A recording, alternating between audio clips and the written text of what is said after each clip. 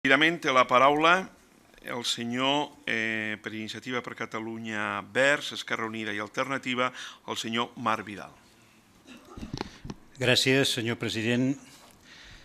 Senyor conseller, sigui benvingut a Catalunya. Espero que el viatge a l'Índia hagi resultat profitós per l'economia catalana i també una salutació a tot el seu equip. Miri, nosaltres hem presentat una esmena a la totalitat a aquests pressupostos, primer de tot perquè creiem que aquests no són els pressupostos que el país necessita. Vostès ho han manifestat també en diverses ocasions.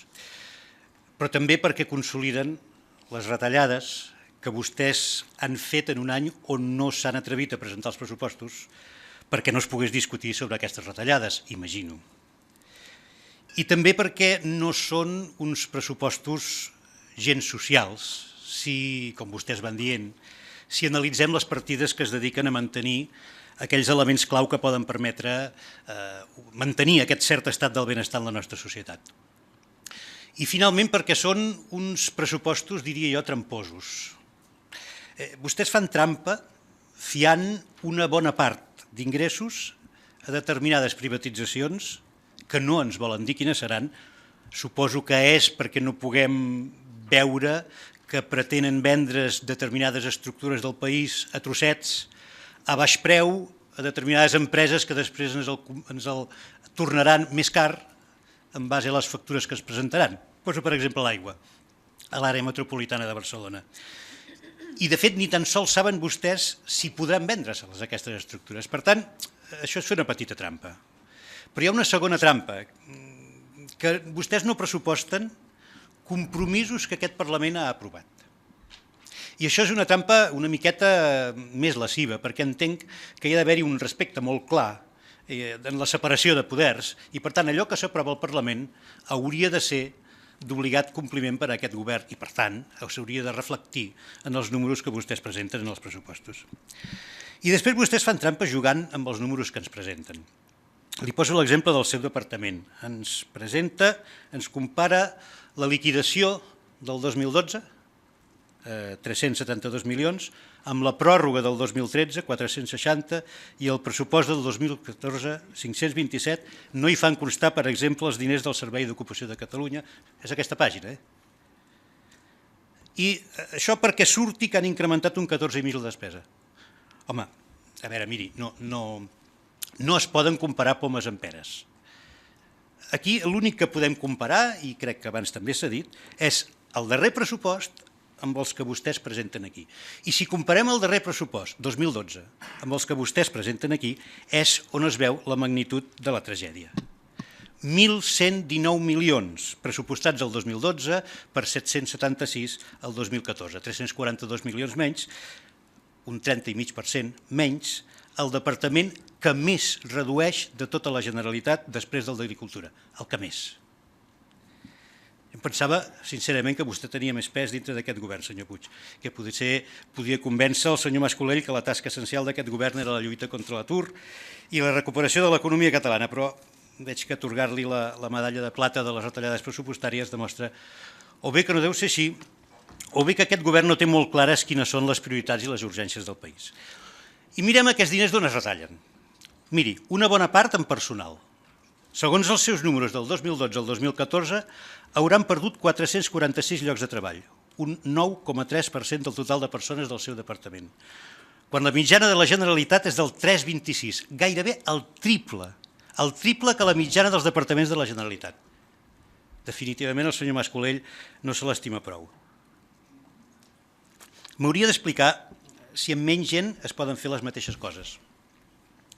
Perquè el que perd més és personal funcionari, en perd 232, i perd 200 places de personal laboral fix i només 21 temporals. Això sí, els alts càrrecs són la mateixa quantitat, poquets, però la mateixa quantitat, 17. I el personal directiu s'incrementa en 7 persones, poquets també, 10. Suposo que és fruit de la reestructuració del departament. Ara, d'aquest, 138 persones es dedicaven precisament al programa d'ocupabilitat. És a dir, que allà on la Generalitat hauria d'incrementar els esforços per mirar d'oferir als milers d'aturats i aturades del país una sortida, redueix els efectius que té. En què quedem? Vostè em va dir que estàvem en una situació d'emergència nacional en una moció que li vaig presentar fa un temps. Estem o no estem en una emergència nacional? I si ho és, com pot ser que reduïm efectius justament en el tema d'ocupabilitat?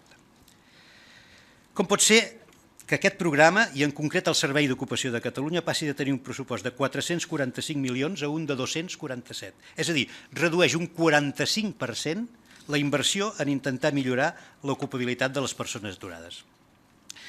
Miri, jo vaig arribar a confiar en vostè quan va presentar el seu programa de govern, però veient els números, francament, no me'l puc creure. Vostè va dir aquest mes de febrer, quan va presentar-ho, moltes coses. Paraules seves. Les polítiques específiques contra l'atur poden tenir un impacte baix en la seva reducció immediata, però són molt positives i molt necessàries per millorar l'ocupabilitat de les persones i també per mantenir la nostra cohesió social al país. Doncs ja ho veu, un 45% menys. És clar que també vostè va dir aquell dia, vostè considerava que resoldre l'atur no és cosa de l'administració pública prioritàriament, sinó que és cosa dels empresaris i per això se'ls ha d'ajudar, fomentant l'emprenedoria i la internacionalització de les nostres empreses. Jo també li vaig dir que hi coincideixo poc. Crec que sí, que les administracions públiques tenen un paper essencial directe en la creació d'ocupació, però li accepto la seva teoria. El que no li accepto és que ho digui i no ho faci. Perquè justament en el programa d'emprenedoria i foment empresarial hi destina 8.690.000 euros, quan el 2012 s'hi van destinar 16.816.000 euros, és a dir, un 49% menys. I en el programa d'internacionalització, que per vostè va dir que era una aposta estratègica, tot i que vostè sap que el consum exterior dona només un de cada 4 llocs de treball, i dedica 11 milions d'euros quan el 2012 n'hi dedicava 42 milions, és a dir, un 74% menys. En què quedem? En què quedem, senyor Puig? Les empreses han de ser el motor de l'economia o l'administració, perquè ni una cosa ni l'altra pel que veig. La diferència entre el que diu que farà i el que realment fa, o el que realment li deixa fer el senyor Mas-Colell, és abismal. Miri, en aquella compareixença vostè va dir: en atenció a les competències del Departament hem reforçat l'estructura del Departament d'Empresa i Ocupació d'acord amb els objectius de l'actual govern, consistents a implementar polítiques per al desenvolupament d'una economia basada en el coneixement i la innovació. I ens proposem posar les bases perquè la innovació pugui recórrer un camí també en l'excel·lència que ens acosti i ens homologui en les regions europees més avançades. Francament ambiciós, però no és veritat.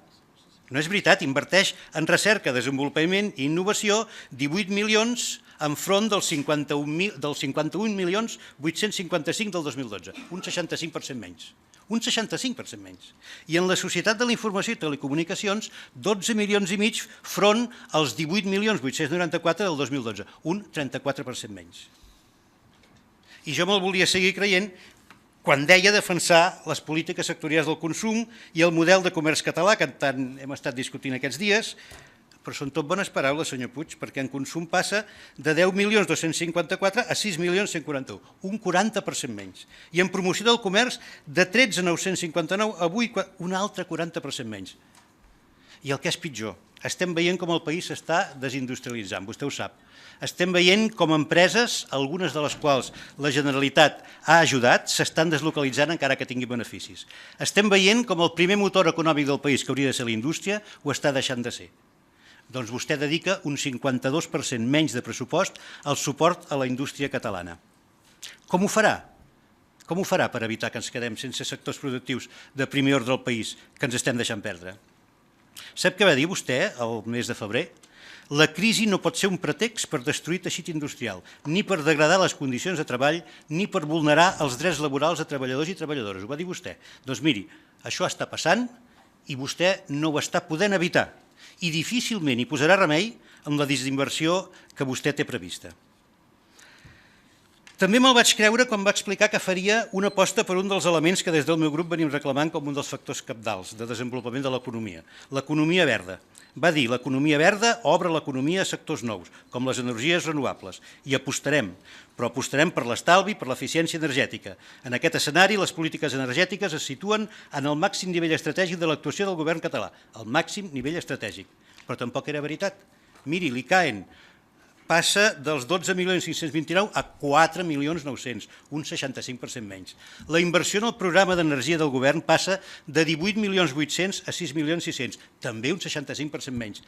Només paraules per quedar bé, senyor Puig? En l'única cosa del programa general de foment i regulació de sectors productius que vostè va dir que apostaria, i és cert, és en el turisme. És cert, passem de 29.193 a 32.113. Pugem un 10%. Amb sinceritat, és aquesta l'única aposta del govern de Catalunya per dinamitzar l'economia? Ho apostem tot al turisme? No li sembla que és una aposta molt pobra davant del drama laboral que estem vivint? Miri, senyor Puig, el seu pressupost és un desastre.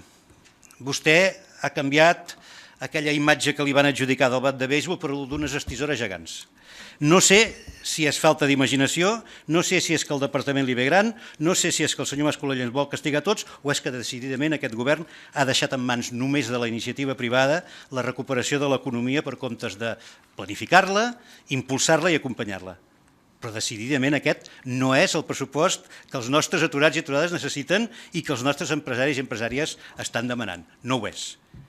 Nosaltres li demanem amb aquesta esmena a la totalitat que el retiri, que el revisi i que l'incrementi, per tal de poder cobrir les polítiques que necessita la nostra ciutadania. Vostè sap de sobres quines són, perquè les va dir, polítiques actives d'ocupació adreçades als sectors aturats amb més dificultats d'inserció, adreçades a programes de desenvolupament local en col·laboració amb les diferents administracions, plans de xoc per a aquelles zones del nostre país on l'atur està sent més intens, polítiques específiques per joves, polítiques per la creació d'empreses socials i cooperatives, per una aposta seriosa per la industrialització del país i per incorporar les famoses 138 mesures del Pacte Més Indústria, per una aposta estratègica per la sostenibilitat energètica, pel comerç de proximitat, pel turisme de qualitat.